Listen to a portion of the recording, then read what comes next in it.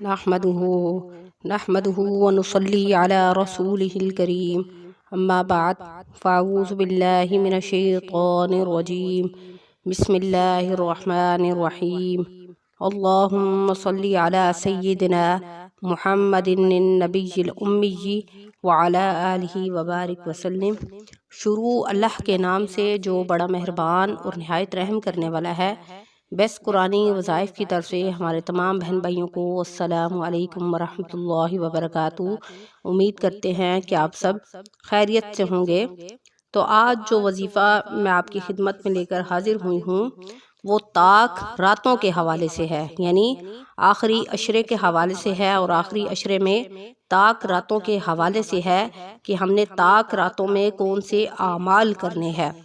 तो video share करने से पहले आपसे रिक्वेस्ट करना चाहूँगी कि अगर आप हमारे चैनल पर नए हैं या पहली दफ़ा हमारे चैनल को सुन रहे हैं तो हमारे चैनल को लाइक करें, शेयर करें, सब्सक्राइब करें ताकि हर आने वाली वीडियो आपको मिल सके। तो कुछ अहादीस मुबारका मैं आपके सामने बयान करूँगी कि आखिरी अशरे के हवाले से आप सल्लल्लाहु अलैहि वसल्लम कौन से आमाल करते थे और हदीस मुबारका में क्या चीज़ वारिद हुई है। तो हज़रत अबू हुरैरा रज़ी अल्लाह तआला अन्हु से रिवायत है कि नबी करीम सल्लल्लाहु अलैहि वसल्लम ने फरमाया कि जब माह रमज़ान दाखिल होता है तो आसमान के दरवाज़े खोल दिए जाते हैं और बाज़ रिवायात में है कि जन्नत के दरवाज़े खोल दिए जाते हैं और दोज़ख के दरवाज़े बंद कर दिए जाते हैं और शयातीन जंजीरों में जकड़ दिए जाते हैं। और एक और रिवायत में है कि रहमत के दरवाज़े खोल दिए जाते हैं। तो रमज़ान के आखिरी अशरे में इबादत का खूब एहतमाम किया जाए कि हज़रत आयशा रज़ी अल्लाह तआला अन्हा रिवायत फरमाती हैं कि जब रमज़ान का आखिरी अशरा आता तो नबी करीम सल्लल्लाहु अलैहि वसल्लम अपना तहबंद को मजबूत मान लिया करते थे और रात भर इबादत करते थे और अपने घर वालों को भी इबादत के लिए जगाते थे। एक हदीस में है कि मोहम्मद सल्लल्लाहु अलैहि वसल्लम रमज़ान के आखिरी 10 दिनों के अंदर जितनी मेहनत से इबादत करते थे इसके अलावा दूसरे अय्याम में इतनी मेहनत न करते थे। तो इस हदीस को मुस्लिम शरीफ ने रिवायत किया है। और हज़रत आयशा रज़ी अल्लाह तआला अन्हा ने ये जो फरमाया कि रमज़ान की आखिरी अशरा में आप सल्लल्लाहु अलैहि वसल्लम तहबंद किस तरह लेते थे, उलमा इकराम ने इसके 2 मतलब बताए हैं। एक ये कि खूब मेहनत और कोशिश से इबादत करते थे और रातों रात जागते थे। ये ऐसा ही है जैसा उर्दू के मुहावरे में मेहनत का काम बताने के लिए बोला जाता है कि खूब कमर कस लो। और दूसरा मतलब तहबंद किस तरह बांधने का बताया गया कि यानी तहबंद का बांधना जो है इसका मतलब ये है कि रात को बीवियों के पास लेटने से आप सल्लल्लाहु अलैहि वसल्लम दूर रहते थे क्योंकि सारी रात इबादत में गुजर जाती थी और एक तकाफ भी होता था। इसलिए रमज़ान के आखिरी अशरे में मियाँ बीवी वाले ख़ास ताल्लुक़ का भी आप सल्लल्लाहु अलैहि वसल्लम को मौका नहीं मिलता था। तो आप सल्लल्लाहु अलैहि वसल्लम जो है वो आम रातों में नमाजों के अंदर इतना क़याम फरमाते थे कि आप सल्लल्लाहु अलैहि वसल्लम के कदम मुबारक सूज जाते थे। तो फिर रमज़ान के अंदर और ख़ुसूसन आखिरी अशरे में तो वो और ज़्यादा इबादत बढ़ा देते थे क्योंकि ये महीना और ख़ास कर आखिरी अशरा जो है ये आखिरत की कमाई का ख़ास महीना है।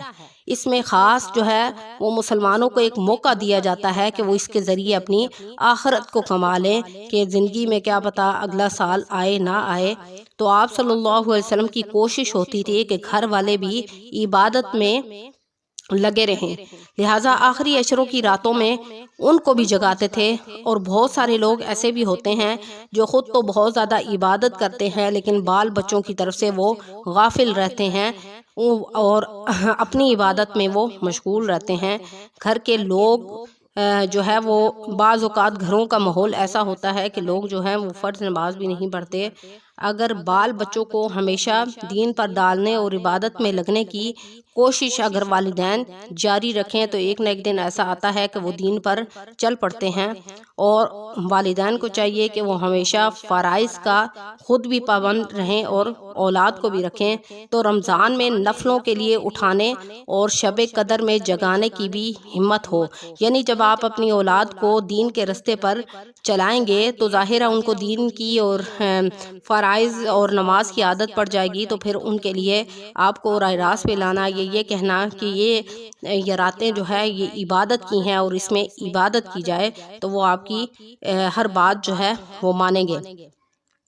تو شب قدر جو ہے، شب قدر جو ہے وہ رمضان المبارک کے آخری عشرے میں ہوتی ہے۔ اس کا خاص طور پر نہیں بتایا گیا کہ کون سی رات ہے، لیکن آخری جو طاق راتیں ہیں اس میں کسی بھی رات میں شب قدر ہو سکتی ہے، اور رمضان المبارک کا جو آخری عشرہ ہے یہ خاص طور پر جو ہے وہ دولت کمانے کا عشرہ ہے، اور اس عشرے میں اور بھی لوگ جو ہے وہ زیادہ محنت اور کوشش اور عبادت میں لگے رہتے ہیں، کیونکہ اس عشرے میں شب قدر ہوتی ہے، یعنی کوئی بھی طاق رات ہے تو اس میں شب قدر ہو سکتی ہے، جو بڑی بابرکت رات ہے، جیسے کہ قرآن مجید میں ارشاد فرمایا، یعنی شب قدر 1000 مہینوں سے بہتر ہے۔ 1000 مہینے یعنی 83 سال اور 4 مہینے ہوتے ہیں۔ پھر شب قدر کو 1000 مہینے کے برابر نہیں بتایا بلکہ 1000 مہینے سے بہتر بتایا۔ 1000 مہینے سے شب قدر کس قدر بہتر ہے اس کا علم اللہ کو ہے۔ مومن بندوں کے لیے شب قدر بہت ہی خیر و برکت کی چیز ہے۔ ایک رات جا کر عبادت کر لیں اور 1000 مہینوں سے زیادہ عبادت کا ثواب پالیں، اس سے بڑھ کر اور کیا ہونا چاہیے۔ تو اب میں آپ کو بتاؤں گی کہ آپ نے شب قدر میں یعنی طاق راتوں میں کون سے اعمال کرنے ہیں، اور ایک حدیث مبارکہ میں ارشاد فرمایا گیا، یعنی جو شخص شب قدر سے محروم ہو گیا وہ گویا پوری بھلائی سے محروم ہو گیا، اور شب قدر کی خیر سے وہی محروم ہوتا ہے جو کامل محروم ہوتا ہے۔ تو اب شب قدر کون سے عشرے میں ہوتی ہے؟ تو شب قدر آخری عشرے میں ہوتی ہے، طاق راتوں میں ہوتی ہے۔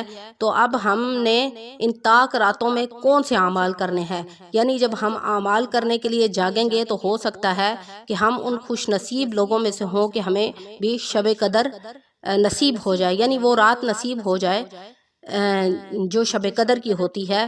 تو اب اس ویڈیو میں آپ کو بتاؤں گی کہ آپ نے شب قدر یعنی شب قدر طاق راتوں میں کون سے آپ نے اعمال کرنے ہیں اور کون سے وظائف کرنے ہیں، کیونکہ اس رات کو لوگ زیادہ تر یہ طاق راتوں میں عموماً ساری رات جاگتے ہیں اور عبادت میں گزارتے ہیں، تو کچھ لوگوں کو یہ معلوم ہی نہیں ہوتا کہ ان راتوں میں ہم کون سے اعمال کریں۔ تو آج کی ویڈیو میں آپ کو بتاؤں گی کہ آپ نے ان راتوں میں کون سے اعمال کرنے ہیں، ٹھیک ہے۔ تو ان راتوں میں آپ نے کون سے وظائف کرنے ہیں، کیونکہ یہ مہینہ آخرت کی کمائی کا مہینہ ہے، اور آخری عشرہ خاص طور پر اللہ رب العزت سے مانگنے کا مہینہ ہے۔ تو اعمال کر کے ہم نے اعمال کر کے اپنے رب کو خوش کرنا ہے۔ تو کس طرح اعمال کرنے ہیں؟ تو رات کو ہم نے عشاء کی نماز کے بعد، ٹھیک ہے، ہم نے ان تمام اعمال کو کرنا ہے۔ جب ہم عشاء کی نماز اور تراویح سے فارغ ہو جائیں تو جائے نماز پر بیٹھ کر قبلہ روح ہو کر پوری توجہ اور یکسوئی کے ساتھ ہم نے یہ اعمال کرنے ہیں، یعنی جب بھی طاق رات ہوگی تو ہم نے یہ اعمال ضرور کرنے ہیں، ٹھیک ہے، خاص طور پر کرنے ہیں۔ تو کیا کرنا ہے کہ ہم نے ایک تسبیح استغفار کی کرنی ہے، ٹھیک ہے، استغفر اللہ ربی من کل ذنب واتوب الیہ، یعنی استغفار کر کے ہم نے بخشش طلب کرنی ہے، اور کوشش کرنی ہے کہ ہم دنیاوی سارے کاموں سے فارغ ہو جائیں، اور پھر بیچ میں تاکہ ہمارا دھیان اور کاموں کی طرف نہ جائے۔ اور جب ہم وظائف کریں گے یعنی تسبیحات کریں گے تو بیچ میں ہم نے بولنا نہیں ہے، اور جائے نماز پر بیٹھ کے ہم نے یہ کام کرنا ہے اور قبلہ رخ ہو کر کرنا ہے۔ ایک خاص اہتمام اور خاص جو ہے عاجزی کے ساتھ ہم نے یہ وظائف کرنے ہیں، ٹھیک ہے، اور تسبیحات کے دوران بولنا نہیں ہے، یعنی جب ہم پہلی تسبیح استغفار کی کریں گے تو ہمیں توجہ جو ہے وہ اللہ رب العزت کی طرف ہونی ہے کہ ہم بخشش طلب کر رہے ہیں، اور بیچ میں بولنا نہیں ہے، ٹھیک ہے۔ پہلا وظیفہ کیا ہو گیا کہ ہم نے عشاء کی نماز کے بعد طاق راتوں میں ایک تسبیح استغفار کی کرنی ہے اور بیچ میں بولنا نہیں ہے، اور دوسری تسبیح ہم نے کون سی کرنی ہے؟ درود ابراہیمی کی کرنی ہے، ٹھیک ہے۔ اللہم صلی علی محمد وعلی آل محمد کما صلیت علی ابراہیم وعلی آل ابراہیم انک حمید مجید، اللہم بارک علی محمد کما بارکت علی ابراہیم وعلی آل ابراہیم انک حمید مجید۔ تو ہم نے ایک تسبیح کیا کرنی ہے؟ درود ابراہیمی کی کرنی ہے۔ پہلی تسبیح ہم نے استغفار کی کرنی ہے، ٹھیک ہے، اور بیچ میں بولنا نہیں ہے، اور دوسری تسبیح ہم نے درود ابراہیمی کی کرنی ہے، اور پھر اس کے بعد ہم نے ایک تسبیح جو ہے وہ پہلے کلمہ کی کرنی ہے، یعنی لا الہ الا اللہ محمد الرسول اللہ، نہیں کوئی معبود سوائے اللہ کے، اور محمد صلی اللہ علیہ وسلم اللہ تعالیٰ کے بندے اور اس کے رسول ہیں۔ یعنی ایک تسبیح ہم نے کیا کرنی ہے؟ پہلے کلمہ طیبہ کی کرنی ہے۔ تو پھر میں آپ کو دوبارہ وظیفہ دہراتی ہوں کہ آپ نے طاق راتوں میں ایک تسبیح استغفار کی کرنی ہے، اور دوسری تسبیح درود ابراہیمی کی کرنی ہے، اور تیسری تسبیح پہلے کلمے کی کرنی ہے، ٹھیک ہے۔ جائے نماز پر بیٹھ کر قبلہ رخ ہو کر توجہ اور یکسوئی کے ساتھ ہم نے یہ اعمال کرنے ہیں، اور ایک تسبیح لیلۃ القدر یعنی لیلۃ القدر کے نام سے کرنی ہے۔ تو وہ کون سی ہے؟ آپ نے اس کو پہلے اچھے طریقے سے سننا ہے، اور اس کو کاپی پنسل لے کر اس کو لکھ لینا ہے، ٹھیک ہے۔ کون سی ہے؟ اللہم انک عفو کریم، ٹھیک ہے، اللہم انک عفو کریم تحب العفو فاعف عنی، ٹھیک ہے، اللہم انک عفو کریم تحب العفو فاعف عنی۔ ایک تسبیح ہم نے اس کی کرنی ہے، ٹھیک ہے۔ میں دوبارہ اس کو ریپیٹ کر دیتی ہوں، یعنی لیلۃ القدر کی دعائے لیلۃ القدر کی ایک تسبیح آپ نے کرنی ہے کہ اللہ تعالی ہمیں شب قدر نصیب کرے۔ تو کون سی ہے؟ اللہم انک عفو کریم تحب العفو فاعف عنی، ٹھیک ہے۔ ایک تسبیح ہم نے اس کی کرنی ہے، اس کو اگر آپ یاد کر لیں تو بہتر ہے، اگر نہیں یاد کر سکتے تو ایک کاپی پنسل لے کر اس کو اچھے طریقے سے اعراب کے ساتھ، اعراب کو مد نظر رکھتے ہوئے آپ اس کو کریں، اس تسبیح کو کریں۔ ایک کاپی پنسل پر ورق پر لکھ لیں اور پھر اس کو ریپیٹ کرتے رہیں تو آپ کو یاد ہو جائے گی۔ کیا ہے؟ اللہم انک عفو کریم تحب العفو فاعف عنی، اور پھر اس کے بعد ایک تسبیح لا الہ الا اللہ نستغفر اللہ نسألک الجنۃ ونعوذ بک من النار، ٹھیک ہے۔ ایک تسبیح ہم نے اس کی کرنی ہے۔ تو اس کو بھی اسی طرح آپ اچھے طریقے سے یاد کر لیں۔ اگر یاد نہیں ہو سکتا تو ایک پیج پر لکھ لیں اور اس کو اپنے سامنے رکھ لیں۔ جب اس کو آپ بار بار دہرائیں گے تو آپ کے دماغ میں یہ دعا اچھے طریقے سے یاد ہو جائے گی آپ کو، ٹھیک ہے۔ کیا کرنا ہے آپ نے؟ ایک تسبیح لیلۃ القدر، دعائے لیلۃ القدر کی کرنی ہے، اللہم انک عفو کریم تحب العفو فاعف عنی، اور ایک تسبیح لا الہ الا اللہ نستغفر اللہ نسألک الجنۃ ونعوذ بک من النار، ٹھیک ہے۔ آخری تسبیح آپ نے اس کی کرنی ہے، لا الہ الا اللہ نستغفر اللہ نسألک الجنۃ ونعوذ بک من النار۔ امید ہے کہ میرے بہن بھائیوں کو یہ جو وظیفہ میں نے بتایا ہے یہ اچھے طریقے سے سمجھ آ گیا ہوگا، اور آپ اس کو اچھے طریقے سے کسی کاپی پنسل پر لکھ لیں تاکہ آپ کو اعمال کرنے میں کسی قسم کی کوئی دشواری پیش نہ آئے، ٹھیک ہے۔ میں دوبارہ وظائف کو ریپیٹ کر دیتی ہوں کہ آپ نے پہلی تسبیح استغفار کی کرنی ہے، استغفر اللہ ربی من کل ذنب واتوب الیہ۔ اگر کسی بہن بھائی کو استغفار نہیں آتا تو میں بتا دیتی ہوں استغفار کی تسبیح کون سی ہے، استغفر اللہ ربی من کل ذنب واتوب الیہ، اور پھر اس کے بعد آپ نے کون سی تسبیح کرنی ہے؟ درود ابراہیمی کی۔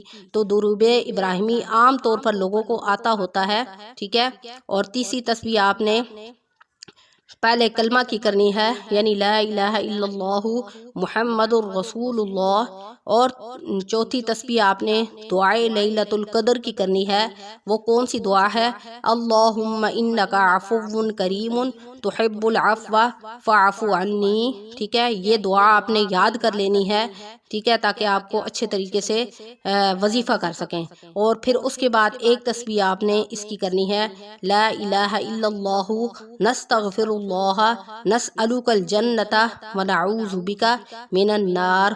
تو امید ہے کہ آپ کو یہ وظائف اچھے طریقے سے سمجھ آ گئے ہوں گے، اور آپ نے ان طاق راتوں میں خود بھی اس اعمال کو کرنا ہے، اور آگے بھی بہن بھائیوں کو ان اعمال کے بارے میں بتانا ہے، تاکہ اور بہن بھائی بھی ان اعمال کو کریں، تاکہ وہ بھی اپنی آخرت بھی سنوار لیں اور دنیا بھی سنوار لیں۔ اور اس کے بعد آپ نے جو بھی دعا مانگنی ہے، ٹھیک ہے، آپ نے ان اعمال کے بعد دعا جو بھی آپ مانگ سکتے ہیں اپنی حاجات کے بارے میں، آپ اس کو مانگیں، تو انشاءاللہ اللہ کریم آپ کی تمام حاجات دنیا اور آخرت دونوں کی پوری کر دیں گے۔ تو انشاءاللہ نیکسٹ ویڈیو کے ساتھ آپ کی خدمت میں حاضر ہوں گے۔ وآخر دعوانا ان الحمدللہ رب العالمین۔ السلام علیکم ورحمۃ اللہ وبرکاتہ۔